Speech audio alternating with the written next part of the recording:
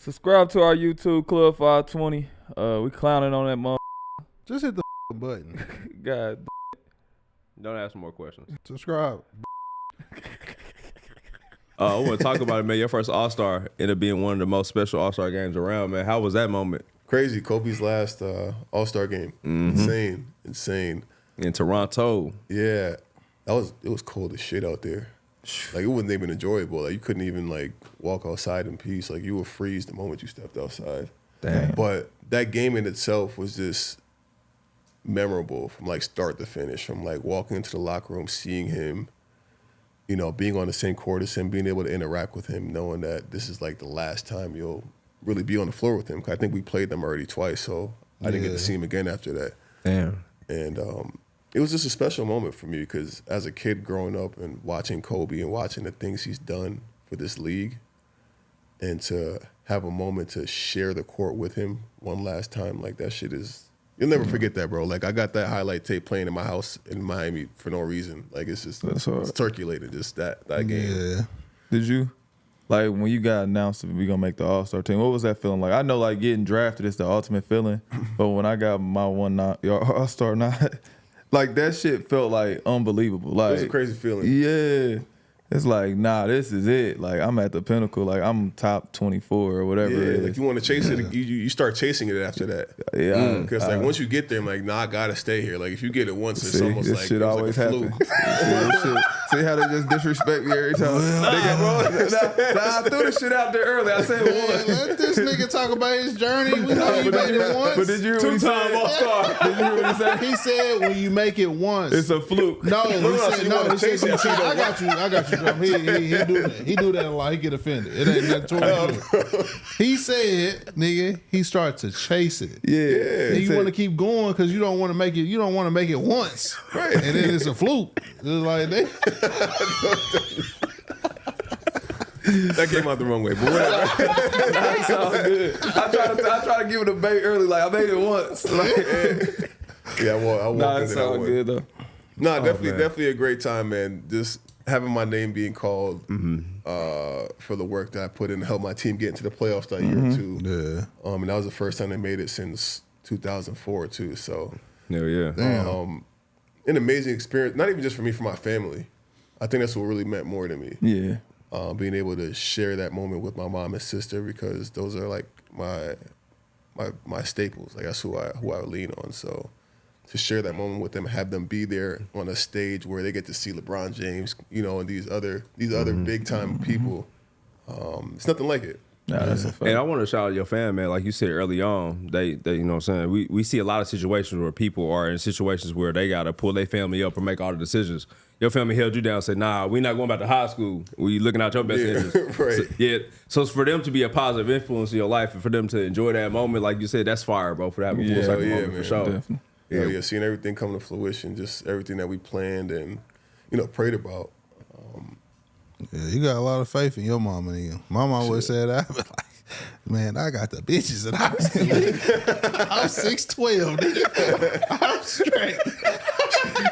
See, he ain't got no sense, bro. See, he ain't got no sense, bro. I'm 7 foot, mama. You tripping. We gonna get you that motherfucking Audi. Mom had different plans. She said, go get that money first, Nah, make sure shout out everything's to taken mom. care of. Shout out to mom, for sure. The rest will come. Yeah, Most out the definitely. The gate. rest will come.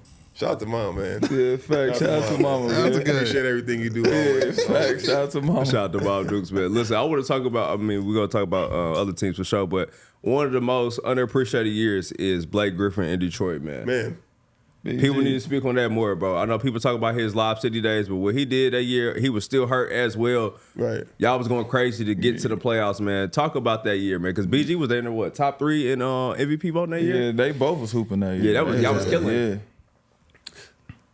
I think we knew that if we didn't do it now, this was it. So, like, between myself, Reggie, and Blake, you know, we came together that summer like, yo, like, now is the time. Because we know Blake, you know, he was having the knee issues. Like, if we don't get the best out of him now, like, So, this is it. So I think we just had that disposition and that mindset that we weren't going to be denied. Yeah. And we just had this level of focus as a team. Not even just us three, but as a team, we had this level of focus that like now is the time. Because if we don't do it now, we're all getting fucking shipped out of here. Yeah. And it happened. Yeah. And it happened. So shout out to Blake Griffin, man. You know, he didn't have to do it. Like he didn't have to put his body through that throughout that entire season. Come back during the playoffs and still try to play on a hurt knee and still produce. And we're still hooping. Yeah, still produce. Still hooping. Still produce. Yeah. So, you know, Blake was one of my favorite teammates that I had too. You know, he definitely brought the best out of me too. Because I was still learning. I was still young, bro. Like if you really think about it, like I was 26, 27, and you know, Blake has been around for a minute and he's an established guy too. So I learned a lot from him too about just being a winner. Facts. So shout out to Blake Griffin. Appreciate what you've done for me in my career. Forever grateful. For sure, man. Shout out to BG, one of the coldest, man. Yeah, for sure. facts, And that was a facts. magical year for him, for sure. Man. Like you said, bouncing back from that injury, still killing too. And then that was what, second All-Star nod for you that year? Yep. Yeah. Yeah. Second one. LA. What was that like? I just wonder what that feeling like. The second one was it like The second one, When you spin the block. the second one was just, you know, it was cool for me because I got in late. I was a reserve a fill-in for somebody who didn't play. So it wasn't like I made it, but I made it. No, that So counts. That counts. Yeah, it still counts. Yeah, but I would have it would have been better if I reserve. It would have been better if I was picked. But Yeah. still a great feeling, you know, getting two of them and, you know, playing in that game always is fun though. Most definitely. Oh, Dennis Rodman is crazy. He used to That's have crazy. 40 rebounds. You used to have some And 0 crazy points. stat lines. 0 points. For sure, 0 points. But your rebound stat lines would be crazy too. 20 rebounds and 20 points. He doing 20 rebounds and no points. That's all. Oh, I respect the lineage, but is Rodman who you bottled your? Nah, Who bro. turned you into a rebounding ass nigga, bro? Shit, my rookie year when I came in, bro, I called my high school coach and I asked him, I'm like, yo, like, how do I stay? Like, I'm here, like, how do I stay? Yeah. So he's like, yo, you got to find something that you are good at and master that shit. So I started looking at all the stats, just probably midway through the season, like, probably around right now. And I seen, like, the guys who averaged the most points, most rebounds, blocks, and steals and shit. And I seen the rebounds, and the most was, like, 12-5 at the time. I think it was Dwight. Oh, okay. And I was averaging, like, 9.8 as a rookie. I'm like, Pretty good. this isn't a sexy stat. I could be the best to do it if I really put my mind to it. If I'm already averaging 9 by not trying.